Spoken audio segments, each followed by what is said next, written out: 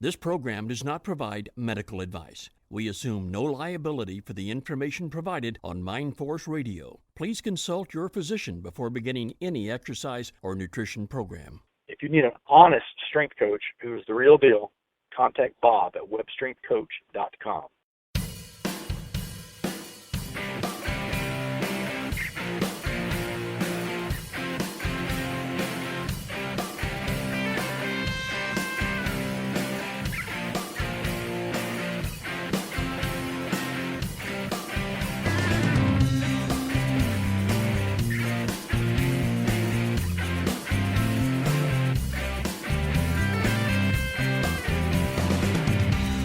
Direct from MindForce Radio, this is Natural Strength Night with Maximum Bob. On Natural Strength Night, we don't talk about the other things Bob likes to talk about. Tonight, we only talk strength training. When I say strength training, I don't mean training like punk-ass goons in the muscle magazines who jacked up on juice, steroids, and PEDs. I mean natural strength. Strength built on good food, heavy weights, and no shortcuts. If you want to learn about real natural strength, weight training the right way, the old school way, stick around. Bob and his friends just might teach you something. He's here, the host of Natural Strength Night, Maximum Bob Whelan. Tonight, our guest is one of the top natural bodybuilders in the world, Ian Duckett. I've been watching Ian's career with great respect for over 20 years. The guy has so many titles in natural bodybuilding that if I read them all, it would take all day. But just to name a few, his titles include Natural Mr. Britain, a Natural Worlds win, a Natural Masters win, Mr. Muscle Mania Europe, the NPA Pro Title, and the UNBN World Title. And the list goes on and on. And these are just the bodybuilding titles. He has also won many natural powerlifting contests as well. Ian is lifetime steroid and PED free, and he gives rock-solid information you can take to the bank. He has written several great ebooks and also has a brand new book coming out too. He will be telling us about it on the show.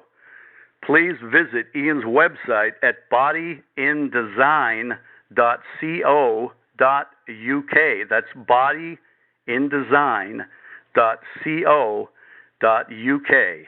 And Ian, welcome to Natural Strength Night. Thank you. That's awesome. Thank you very much. Thank you for having me, Bob. Oh, you're welcome. And Ian, before we get started with the training questions, please tell us about your great new book and how people can order it. I'm just in the latter stages of producing the book.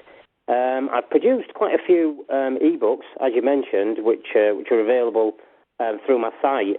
But this one is a printed book. You know, I have a book in your hand, which I haven't done for quite a while. The last time I did a book, printed book, was 1995, so I'm really excited about producing this book.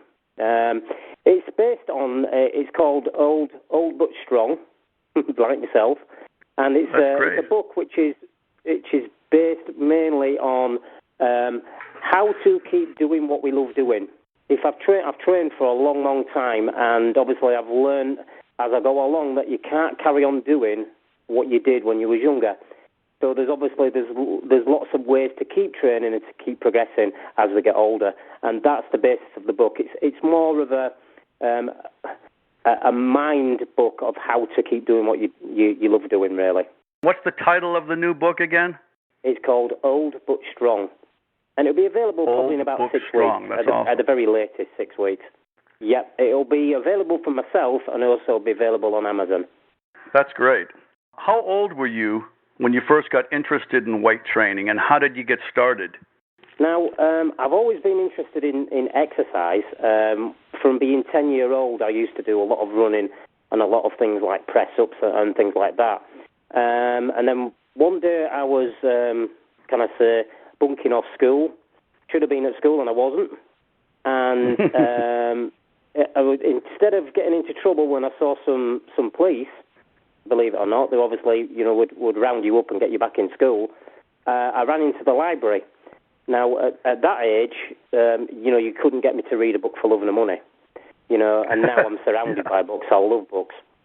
Now, as I went in the library and I was hiding in there away from the police, so they didn't get me and take me back to school, I saw upon the shelves a book on a bodybuilder. And I took this book down and I started reading through it and instantly decided that's what I wanted to do. And that day, I went home and I started training. And I was 14 at that point, and I've never stopped. Wow. So Do you remember what the name of that book was? Yes, it was, I think it was let me tell you. I'll actually have it here. Unleashing the Wild Physique. By Vince Gironda. It was, yes. How old were you when you got your first weight set? I didn't get a weight set till I was probably 15 or 16. So I had to train with bricks and things and, do chin-ups on the trees outside. And eventually I got to train in the local boys' club, which was a boxing club. And they had some makeshift weights in there, which I used. And I started competing when I was 15, 16. And then I competed probably for about 27 years, non-stop really, competing every year 2 or 3 times. Yeah, I first discovered you in Hardgainer about 20 years ago, and I've been following you ever since. Thank you. Yeah, who are some of your favorite early role models? Right, from the word go, I would say my favorite bodybuilders have been Vince Gironda, obviously. Awesome physique, brilliant shape. I've still got the book on my table, Vince Gironda's book, which I bought when I could afford my own. Bill Pearl has been a huge influence in everything really, nutrition, business. He's just an absolutely awesome guy, and he's got one of those physiques which I just love. He looks strong, he's lean enough, and he's a real man's man. Does that make sense? Yeah, Bill's a great guy. He's unbelievable. So, years later, when I owned a gym, I used to run a magazine called Natural Press. It was through the 90s, and I was doing an interview about Bill Pearl through Leo Stern. And we back and forward letters through Leo Stern, and then one day a letter came through the post from Bill Pearl, and he'd answered a lot of the questions which I was going through Leo with. And about an hour after I received the letter, I got a phone call, and it was Bill Pearl. I couldn't believe it. I nearly dropped to the floor, because he's obviously a hero of mine, and I was making this article on him, and he chatted to me for a good length of time. I can tell you the workout I had that day was just one of those you never forget. I was so buzzing and so excited that I talked to him. Ian, what were some of the early training mistakes that you made when you first started training, and how did you overcome them? As youngsters tend to do, I did far too much. I would train every day, sometimes 2-3 times a day.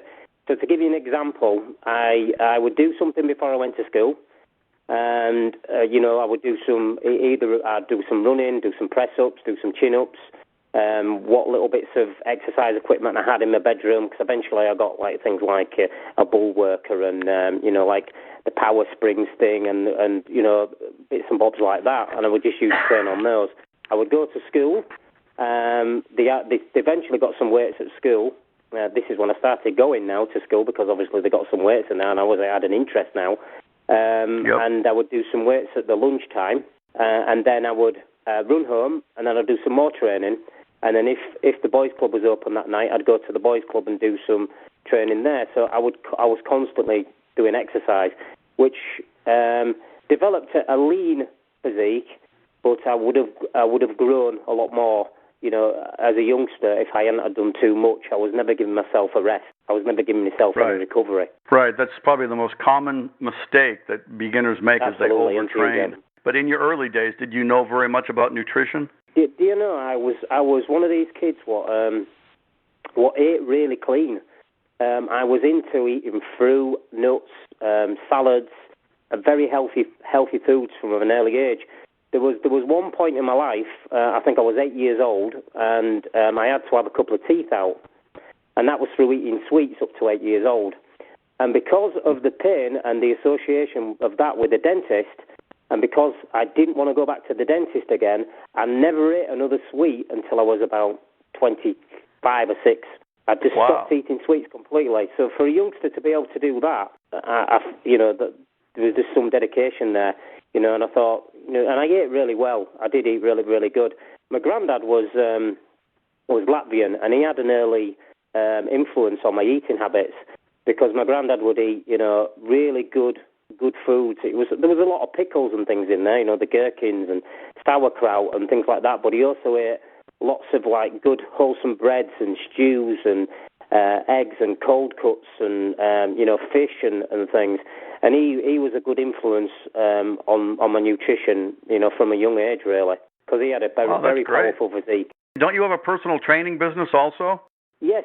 I've run a personal training business for a number of years. I used to own a very large gymnasium. It was 10,000 square feet, and I owned that with my wife for many years.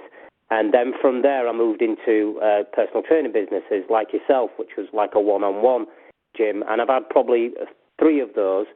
Over these last sort of 2 or 3 years, I've sort of semi-retired now, which we'll come to that sort of later on why I've done that. And I work from home now. I've had a gym built at home, which is only a small affair. It's only a very small gym, but for what I do one-to-one, it's ideal. It's ideal for working at home. My large gym, my really big gym, was called, I never said Body in Design then, which is the business I have now. It was called Future Bodies. Now, we run that for a number of years, and it was in a big old mill. You can imagine England with the old mills. It was a big old, I think it was a big old carpet mill, like a textile mill. So it had that sort of old, raw look to it. I kept the gym very, very clean. It had solid wooden floors where there'd been huge machines in there, so you could see there was strength in the building. And I filled it with power racks. It took a long time to do that. It took a long time to build the business up. Probably 10 years before we had all the equipment we wanted in it. We started with the bare basics, but we had 2 or 3 power racks. And we had, heavy-duty leg presses and pull-downs and some hammer-type machines, enough dumbbells to sink a battleship, enough plates to sink a battleship. It was a really good, if I dare say, it was probably one of the best real gyms in the country. We used to get people coming from all over the country and even from abroad to come and train at our gym because it was the atmosphere was just seeped into the building. With it being a huge mill, the owner wanted to make it into apartments. It was at that period of time when throughout England, all these old properties were being made into apartments. It was big, big money. And so we were squeezed out of our, tenancy, really. So from that, with what money I had saved and through the sale of the equipment from the gym, I opened personal training gyms, and I moved from, one unit to another as I got either, a better facility or a better, property to move into. So I owned probably 2 or 3 personal training gyms that way. And the personal training business at one point was absolutely huge. I was mentioning to a client earlier today that, now I probably only train maybe 20 hours a week, maybe 20 covers where I've trained, people, for 20 hours. Whereas back in the day when I was really working the business really hard, I might do 65 clients a week, at least, so it was earning really good money at that point, but, things change. Tell us about the stuff you have now in your home gym and how that's going. I only have the bare basics of equipment. I've got a power rack, which I do 70% of the work in there.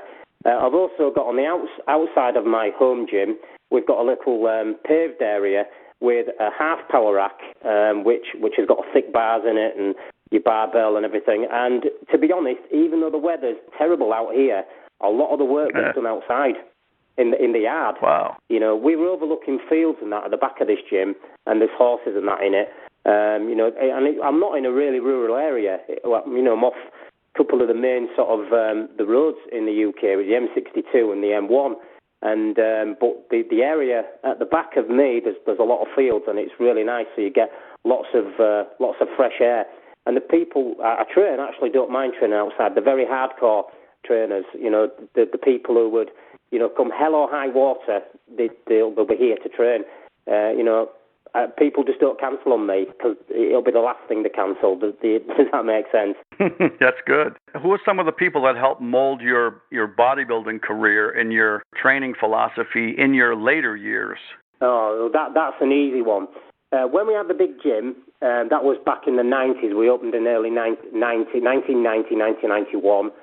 And throughout the hardgainer-magazines, which I did a little bit of writing for myself, obviously reading your articles, which were fantastic, there was obviously Bill Pearl, there was brooks-kubik. Now, brooks-kubik has been a huge, huge influence and still is to this day on the way that my direction of training took. Up to starting to read brooks-kubik's work, I did the general normal bodybuilding. I still did squats, and I still did the deadlifts and things, albeit not too heavy. But there was a lot of isolation work there as well for competitions. But my body took on a huge change, probably about 94, 95, up to 99, when I started using, through Brooks' influence, thick bars, thick dumbbells. We did the proper dinosaur type work. We used sandbags. We had the torpedoes with handles welded to them for farmers' walks. We had everything now which is in as we speak. Everything now is thick bars and functional training. Well, we had that back in our gym back in the early 90s in our big gym, and I've still got that to this day. I've still got the thick bars. I've still got a lot of the old, off my power rack in the gym I have here, I have, really thick rope hung off it for doing chins and things on. So I'm big into, what brooks-kubik advocated and still does to this day. And it changed my direction for training in so that I had a different look when I competed, a little bit thicker look, a little bit stronger look. And when I used to compete, people always used to comment about my back and my hamstrings. Oh, what do you do for your hamstrings? And people would say, expect me to say, well, I do so many drop sets of a leg curl, and then I might do standing leg curls, or I'll do a cable movement. No, all I did for hamstrings was not a leg curl at all. All I ever did was deadlifts. And it built my hamstrings enough on it. What's your current routine like, Ian? Like, how many days a week do you train? How many exercises, sets and reps, etc.? I generally train, 3 days a week.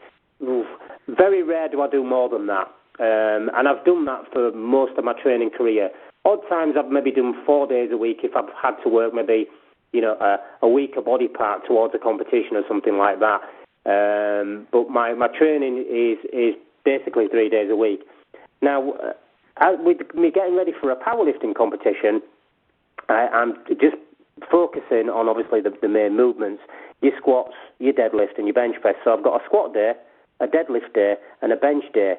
So I've got day one, which is a squat day, and I would do my squats and do them like on a percentage type system, where I'd work, at 60%, 70, 65%, 70%, and I'd work like that over a period of so many weeks and then stepping it back.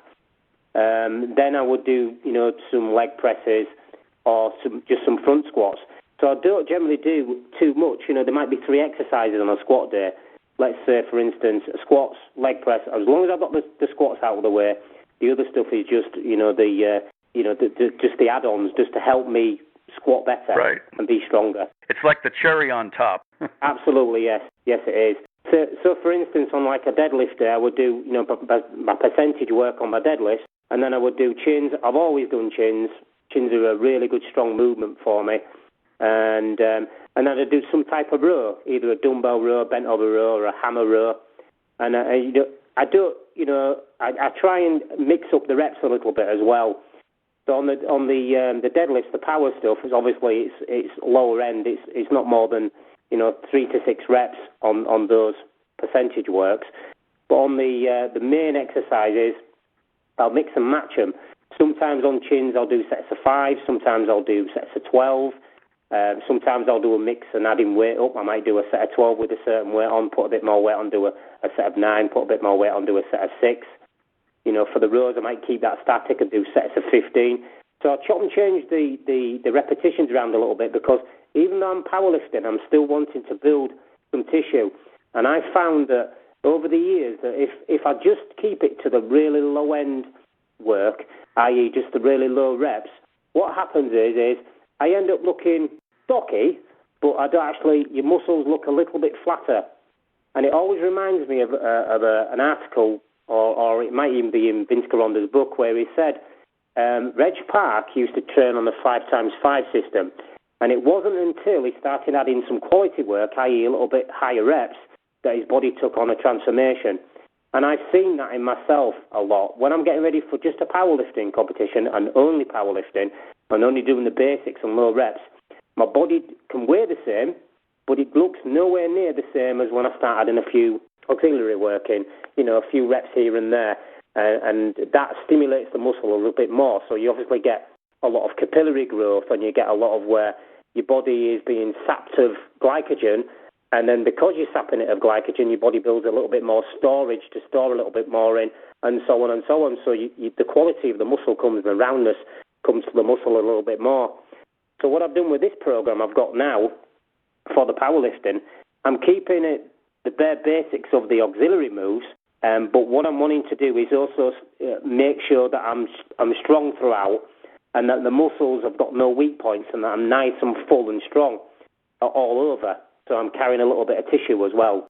Tell us a little bit about your powerlifting, Ian, and some of the contests that you've won.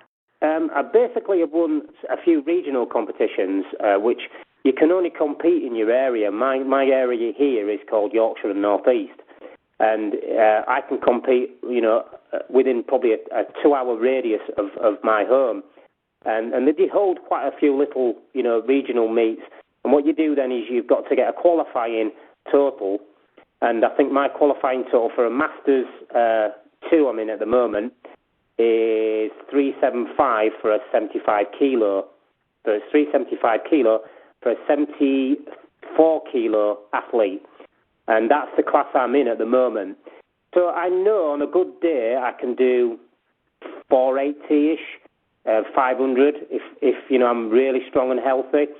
And what's been winning at the present for that class has been between 460 and 480. So if I can keep strong over the next 6 or 7 weeks and keep injury free, I'll be in with a good shout of the Masters British, which is in middle of March. So I'm really looking forward to that, and I've been training towards that. Now, a few years ago, I competed in powerlifting, and I actually came second in the British finals. And I've won quite a few regional ones. I couldn't actually name them. I just go and do them. I do enjoy powerlifting in between sort of doing things for bodybuilding. It's a passion as well. And I do I love the bodybuilding, but bodybuilding has been secondary to health and strength. I've always loved to be strong. And for my size, even when I was really, really young and really little, I've always had an above-average strength for my size. I think everybody I've trained with, training partners, have always been a lot bigger guys. The 6-foot guys, and they've been really heavy and strong people. So it's actually pulled my strength up as well. And Ian, you look extremely cut and defined in your recent pictures. Please tell us about how you did that. Was it a change in your training or your nutritional program, or how did you get so ripped? That actually getting really lean for me is not hard to do. The opposite, and actually putting some weight on, actually trying to get fat is hard for me to do. The reason being is, all through my years of competing and all my life, I have had this philosophy of always eating clean. So one of my sayings is, if you want to be lean, don't get fat in the first place. So that's one of my things is I never get out of shape. So I constantly eat clean, and I have done since I've been very, very young.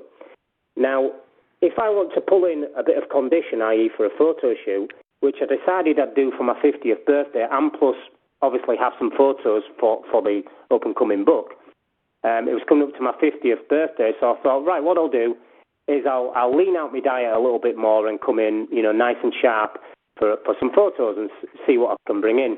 Now, all I do there is cut down my carbohydrates a little bit. Now, a lot of people would find this, I can't understand why you don't count macros and things. I don't count calories, I don't count macros, It's a really simple diet. This is how I do it, right? And I do this with clients as well. So basically, I set out a baseline, foods I like to eat and foods I eat day in, day out. So I've got like a baseline there, and it might be, oats and eggs for breakfast. It might be fruit and nuts mid-morning. At lunchtime might be chicken, fish or turkey with a rice or baked potato. Then mid-afternoon might be, fruit and nuts again. Evening might be turkey or steak or fish, salmon. Again, rice, vegetables. I have veg with every meal in the main meals, as is. And then supper might be eggs or something again. Now, once I've got this base eating plan mapped out, this is what I'm eating at the present, and this will maintain my weight. All I do is, as the weeks go along, is I just trickle a little bit of carbohydrates away. Now, I don't meticulously put a potato on the scales and start to weigh it and measure it. All I'll do is, the average size potato what I normally eat, you just cut some off it. I'll just cut it up and just put a smaller one in. If I've been having a couple of scoops of rice, I'll just reduce it. If I've been having so much oats in a bowl, well, as the weeks go on, that bowl just gets smaller. It's as simple as that. As I get further along with my diet, what I do then is, because I don't want my calories to take too much of a dive and for me to lose muscle, I start to replace the carbohydrates with more fats, i.e. I'll put in, I've got the same meal there as chicken and vegetables, but there's hardly any carbs there now at all, if any. I'll put olive oil on them, I will add nuts to it, I would add coconut oil, anything which is giving me good healthy fats to keep my calories up. And it's as simple as that. Once I get to a level where I'm thinking, do you know what, I'm looking really quite lean now, and if I go any further, I'm going to start to look stringy, all I do then is just start to put the carbs back in a little bit each of the meals. It might take me weeks to build it up again, but a little bit more oats for breakfast. I might start adding a potato back at that meal. And I'll just keep it like that. Just trickle it out and trickle it back in, and it's as simple as. I don't do anything either, which people find hard to grasp. Do you find that eating protein early in the day helps to keep your appetite under control? Yeah. I mean, once I've got really fine into the eating plan, and I'm having basically, quite a few eggs in the morning. It might be, eggs and nuts or something like that, I try and keep the fats really high towards, the tail end of being in shape. But when I say getting in shape, I'm probably lost for that photo shoot 4 or 5 pounds, that's all. I'm generally quite lean at the moment. Now, I'm not as lean as that because I've actually put more weight on purposely. But even so, even though I've gained probably 14 pounds from those photos, which you've seen, I might be 14 pounds heavier, but I'm still lean. I'm still fairly lean. I've still got veins in my arms. I've still got separations in my legs. It's because I don't get fat. I've always kept a good look, about me. And because mainly I think, with bodybuilding, for me, it's always been more health conscious than anything else. I wouldn't risk being overweight and being unhealthy. I've never liked, I've never done it, so I've always kept in good shape. Yeah, I've never seen you not lean and not in good shape, but now you're at a whole new level. You make Clarence Bass proud. Thank you. Now, this all came about because back in the 90s, my favourite look, to be honest, is not being quite as lean, but being lean enough, i.e. the Bill Pearl pictures. Because Bill Pearl was never super ripped, but he was lean enough, but still looked big and strong. So my favourite look throughout all my career has probably been in '99 when I won the Europe. And some of those pictures you saw in the old hard gainers was that when I felt I was at my prime. I was 33, 34. I felt big and I felt strong and I felt lean, just lean enough. But as the years went on in competition in natural bodybuilding, you see, you're only left with, there isn't really that many huge natural bodybuilders. So what they have to go with is enough size and shape and obviously balance throughout the body. But then what happens is, as time has gone on, people have got into more condition. So, the style of competition has gone condition. And as I got into my 40s, then I had to really pull in the condition even more, to the point of where you had striations on top of striations. When I won the World Championships at 44, 45, I think I might have been, 2007, it might have been 43, striations in my glutes and, striations everywhere. So ripped that your skin's so thin. And that's the look they was wanting. If I'd not come in that look, I wouldn't have won the competitions. I know that for sure. Mm-hmm. We'll be back with more right after this.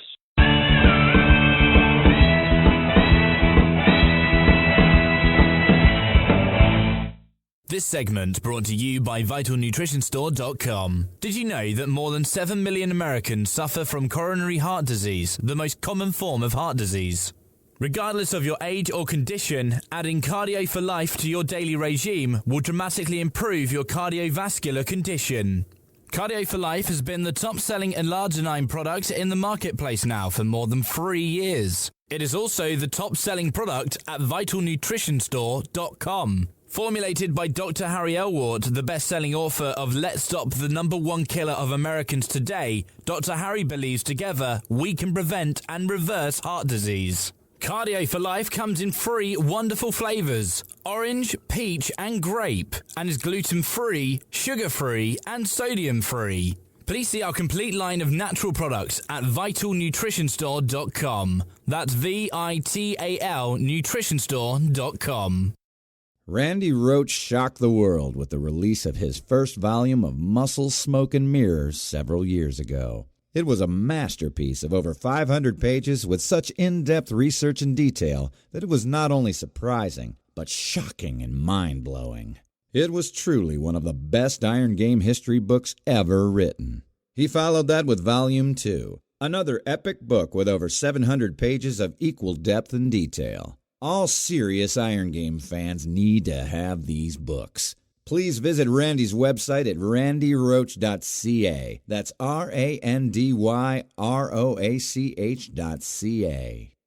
Listen to how Iron Game legend and the Iron Master editor Osmo Kehaw describes the book Supernatural Strength.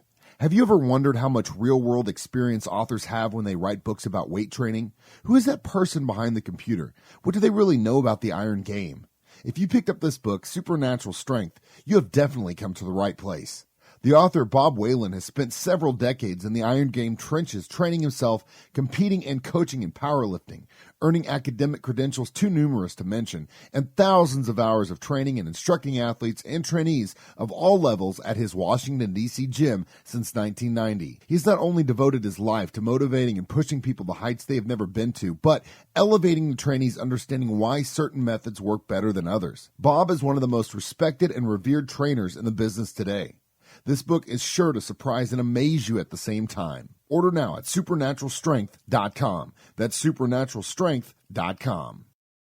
Don't you think it would be so much easier getting into shape if you had a personal coach? Just like all the celebrities do. Well, now you can. Bob Whelan of webstrengthcoach.com wants to get you out of your rut and coach you to success. He's dedicated to helping you achieve your strength and fitness goals through your hard work and his expert guidance. Bob will help you with strength training, muscle building, fitness, nutrition, and motivation. He'll make sure you achieve your maximum physical potential. You can get one-on-one training with Bob through his website, webstrengthcoach.com. He will develop a personalized program tailored to your individual needs, a program right for you. Bob will give you feedback after every workout. This is old school fitness and nutrition, no fads and no gimmicks. Bob will use proven natural techniques to make sure you are satisfied. So visit webstrengthcoach.com today and let Bob help you reach your best self. webstrengthcoach.com.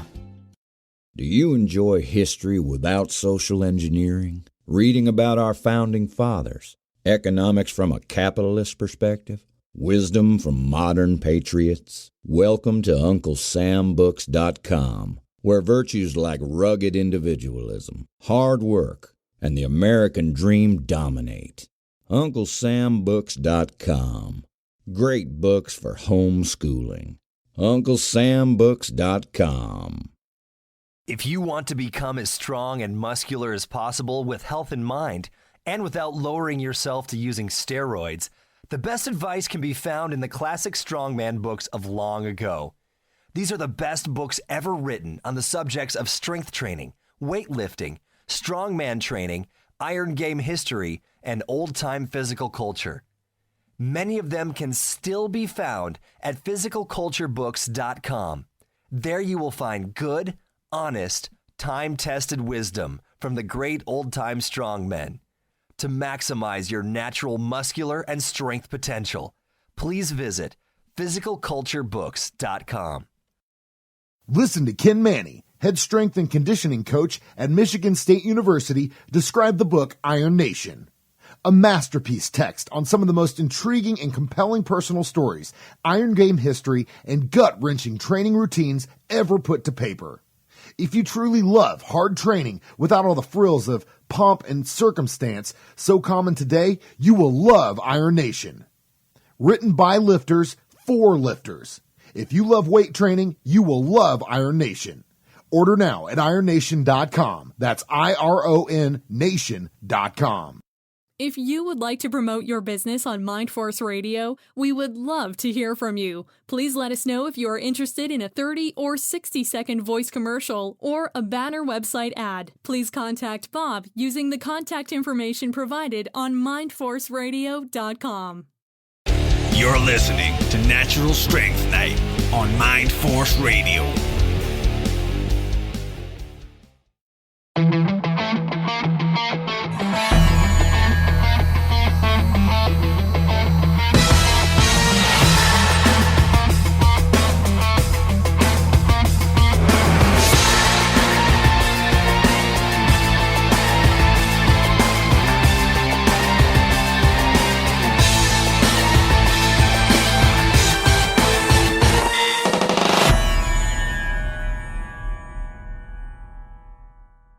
I've just carried that on. As time's gone on now, you know, this coming into my 50s, I wanted to look good for my photo shoot and not embarrass myself, because it had been a while since I'd had my shirt off. It had been a while since I'd trained really hard, with obviously what we'd been through in the last sort of 3 years. So it was a little bit of a comeback to myself to prove that I still had something in me. And, you know, so that's why that condition came in. And it wasn't hard to pull together. It was probably about 12 weeks. You know, no CV, just intensified the training, a little bit more focus. That's great, Ian. I know that you do a lot of work for cancer research. Please tell us more about that and how you get involved with it. Right, I will. Now, last year, and it's obviously hard for me to say, but last year my wife passed away. It was last February. So we're coming up to the anniversary of her death, you know, shortly. Now, she'd been given a year prior to that, you know, well, no, she lived actually a lot longer than they gave her. She had a year's treatment for cancer. She died of cancer. And then she lived another 18 months. Well, after she had the year's treatment, they gave her a year to live. And she managed to live another 18 months after that. Now, with my wife being really poorly, and not being able to do anything about it, you know as you are as a man, you want to protect your family, you want to protect your wife, you've stood and done everything she's ever asked you to do. Now here's something now that you can't help with, you cannot do anything about. So I directed my attention to trying to raise money. My frustration and anger went into something else, and in the space of 2 years, I think we managed to raise. Obviously, my wife doing the admin work and, you know, the things we needed to do, and me doing the things. With all the friends and that around me, we managed to raise about £38,000, which is a substantial amount of money. We raised that for cancer research because if Louise had been diagnosed properly, she wouldn't have died. If she had a misdiagnosis, wow. which we didn't want that to happen to anybody else. Now, Louise at that point had a case to go and, you know, to try and, you know, take this further. Actually, you know, there's been a mispractice there. But she didn't want the stress. She didn't want to take any money away from the, you know, obviously the government and to where it should be going. So we turned our attention rather to something negative to something positive, and we tried to make other people aware and tried to raise money for cancer research as much as possible. We did a few things. we did like a little challenge. It was called the 3 Challenge, which was strength, fitness, and agility, a little bit like CrossFit. And we set that up, and we had a lot of really good competitors in that, a lot of close friends, all, stood by me, and, we managed to raise a lot of money with that. And then later on, then Louise, she did end up in an hospice towards the end. Now, the hospice was not far away from where we live, and they were just unbelievable, because this hospice as well is not government funded. It has to be funded by people, raising money. So, I obviously felt for this as well, and I raised as much money as I could for the hospice. So I turned my attention to them and the nurses in there, and the absolutely awesome people what work, in that place is just, I don't know how to do it. I really don't know how to do it. They're just special people. They're angels, really. They are. They're just unbelievable. And so God bless you, Ian. Recently, now, Ian, you're a special person too. That's thank you. Unbelievable story. Fantastic. You're very, very moving story. And tell us about, because you told me earlier that about one of the fundraising things that you did involving exercises. Tell us a little bit about that. Yeah, well, I thought, what can I do to raise money? What can I do? What's going to rally people around? Where I can put some buckets out, and also put a page, where people can actually, donate. And so what I decided on doing is, because a movement I'm really good at is chin-ups. I thought, right, I'll see. It was my 49th birthday, and I thought, right, I'll see if I can do 490 chins in 49 minutes. So what I actually ended up doing was, I thought I'll just carry on. I did 500 chin-ups in an hour. So I basically did them with 10 at a time. I kept doing 10, get off, 10 back on, and obviously it's 50 sets of 10. And it actually wasn't a problem. I could have carried on, but a lot of people around me cheering me on. Everybody came down to watch at the gym. It was a really special day, and we raised a lot of money for the hospice, which was really good. I think something around 12,000. I think we raised that day. And then what else I've done is I thought, what else can I turn my talent to help raise money? And another talent I have is art. When I was a kid, I was only good at 2 things. One was art, the other one was sport. Obviously, the sport side of things is what I've done with my training, and the other thing was art. I can basically draw anything. I've got one of those eyes which can see something. I can duplicate it onto paper. Now I started to do some artwork. So people would commission my skills as an artist, and I would draw them something. I did a picture recently of Paul Anderson. I did one of, obviously, one of my heroes, which was Vince Garonda, for another friend of mine, and they paid money to the hospice. So I would say, for instance, I'm on with one at the moment, which is a Tyson one, the boxer Tyson, for another friend and client, and he said, look, how much is it going to cost me? I said, well, the amount of work in that is probably about £200. So what I'll do is I'll finish that drawing, frame it, and that person will give £200 to the hospice. So the money doesn't come to me, it just straight to the hospice. And in the last few months, I think the last 6 months, there's been over £1,000 raised there as well. And the hospice doesn't even know it's coming from me. I just get on with it, and I have a little page which is just off my Facebook page. So people have been obviously commissioning me for work, and I really enjoy it. If I've got some chill out time, you see, drawing to me is a little bit like meditation, because you can be drawing for 6 hours and it feels like 6 minutes, because you get lost in actually what you're doing. It's a mind chill, very, very good. I really enjoy it. If some people want to donate money for cancer research, where should they go? If they go on to the Yorkshire Cancer Research site, and that'll be just yorkshirecancer.co.uk, and then what they'll have is the Yorkshire Cancer Research site there. They can donate that. Now, I say the Yorkshire area because the Yorkshire area, for us, is the biggest research area in Europe.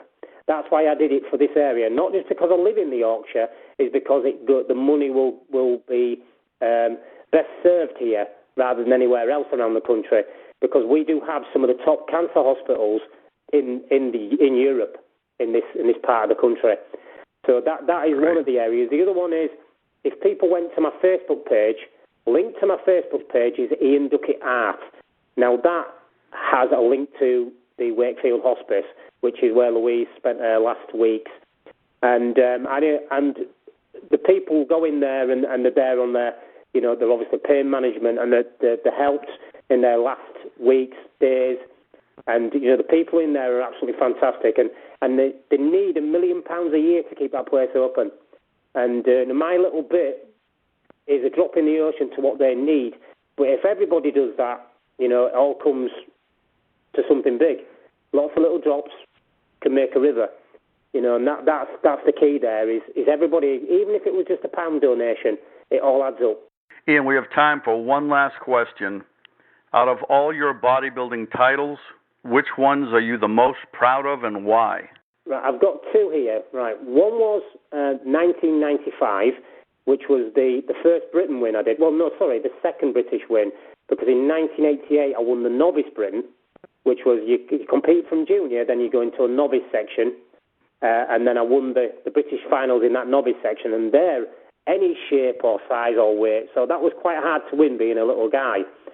But then I had, obviously, 88, well, probably 6 or 7 attempts of trying to win the lightweight British title. So I was always coming second. Every time I entered, I came second. I kept being the bridesmaid, but never the winner. And then in 1995, I actually won it, and that was I was on my 30th birthday. And I was really happy to win that. The next title, my main one, because then after the British, I was trying to win the Pro-Am, which was another major stepping stone in natural bodybuilding in this country, which is where they get all the Britain winners together and they invite you to a main competition where you win prize money. And that was the Pro-Am, which I won 2007. A few weeks later, I went on to win the Worlds 2007.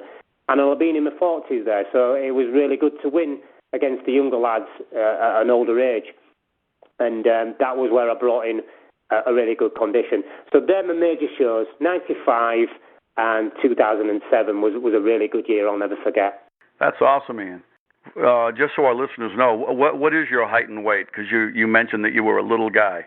Right, I'm only 5'3", which is really quite funny because my late wife Louise was 6 foot, and we were the best of friends for more than 27 years, as well as being husband and wife.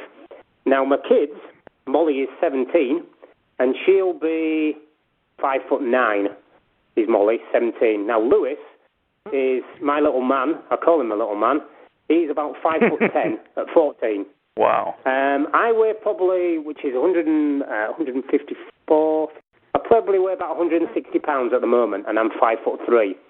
Now, wow. If I was in competition shape, I'd probably weigh about 147 to 148 is my sort of best look. It's where I'm the most lean.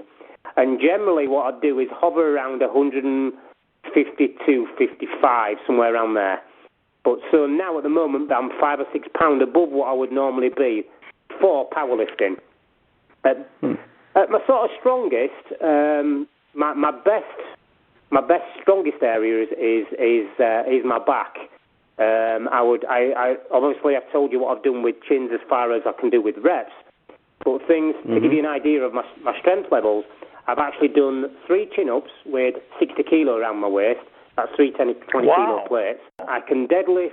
I have deadlifted 5 plates aside, which is 220, I think, in kilos. And I average, can quite easily any day of the week do 4.5 plates aside. Benching is not a very strong suit for me. I might only do 105, 110 kilo in that. But having said that, that's off the pins in a power rack from a dead stop. These are all movements which are done, obviously competition style. My squatting is my weakest point at the moment because 9 months ago I had a terrible injury where I fell forward with 160 kilo and I damaged my knee and my quad, and it left my leg black and blue for weeks. With obviously I really torn some tissue in there. So my squatting's just coming back now, and the other week I did 140k. I'm looking to get to back to 160, 170k. These are all raw lifts, by the way, just with a belt. And that is competition-style squat, which is where you have to go with your, obviously you know this, with you being a powerlifter, where your hip has to go below your knee. Shoulder press is about 70 kilos, standing shoulder press. These are all really strict, non-grinding reps. They're things where, as you age, you've got to go really careful, obviously, as you're lifting heavy. It takes a lot more warm-ups than it used to do in the old days, and I have to do the movements ridiculously strict. So I'm keeping in the strong groove, the strong plane of motion all the time and never getting out of that as much as possible. And that's pretty much it. I generally do a lot of thick bars, like I mentioned earlier, thick bar curls and things. My arm workout, for instance, to give you an idea of that, because a lot of people do far too much for those other body parts. Now, if I didn't chin and dip and bench press and shoulder press, I wouldn't have the arm size I've got now. So, I hardly do any curls. I might do some band push-downs for my triceps, just with some bands just to pump some blood into there. My bicep workout might be 3 sets of thick bar curls. That's it. But again, they're really strict, really concentrated movements. Fantastic information, Ian. I guess that's going to do it. Ian, it was a real pleasure to speak with you. Before we hang up here, Ian is going to give us his direct website again in a few seconds. And Ian, good luck with your books and your bodybuilding competitions. And thank you so much for being on the show. Well, thank you, Bob. I really appreciate it. Thank you for asking me. It's been an absolute pleasure.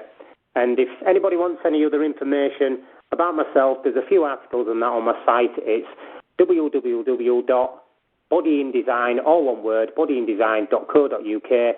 If you can't find that, just search Ian Duckett in Google and it'll come up with it. Thank you very much, Bob.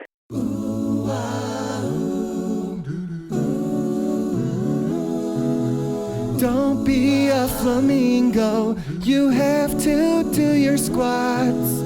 Don't be a flamingo, real lifters work their legs.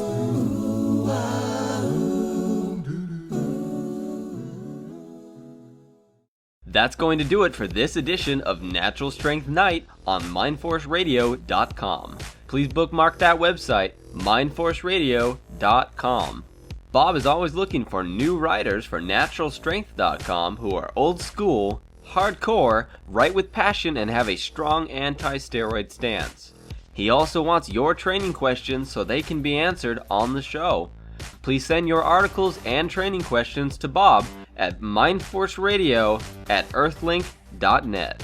Thanks for listening. See you next time.